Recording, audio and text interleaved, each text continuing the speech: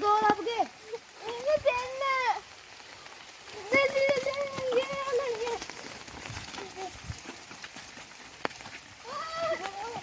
दो सी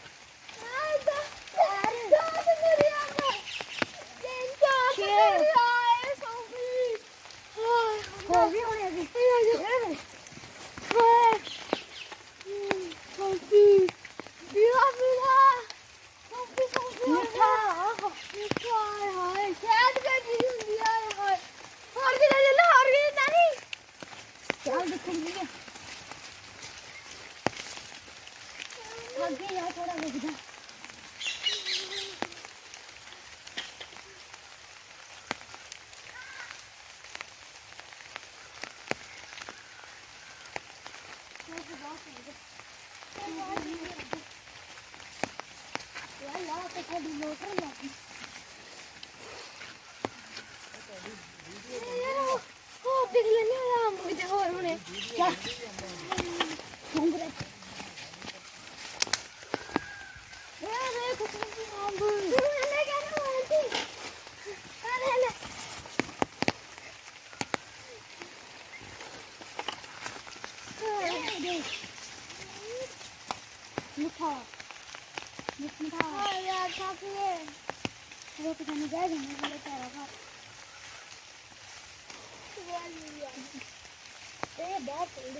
चल यार बाहर चल निकल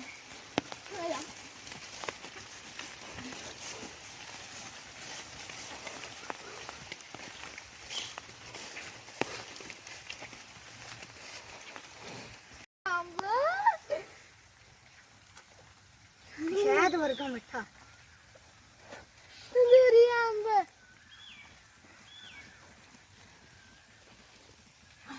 साडी किस्मत बन जाए अभी रोज ही आई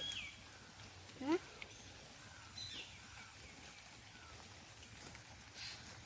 एक साइड रख लेने बाहर सिटांगे मजा ही आ गया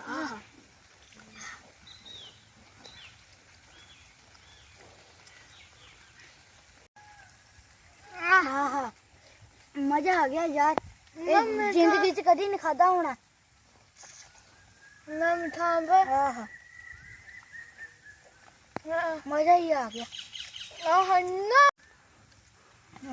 तो भी मिठा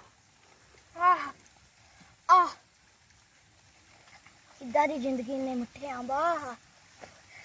बच गया ढिड भर गया है हाँ यार ढिड तो मेरा भी भर गया पर असं घर नहीं लेके जाने इत्थे जूप लैनी चल जूप चल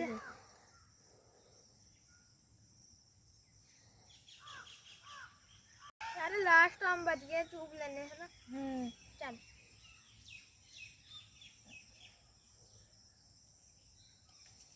हाँ ये तो बहुत मीठा हाँ बड़ा मीठा आम है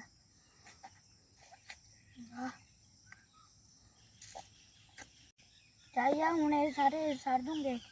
चल चल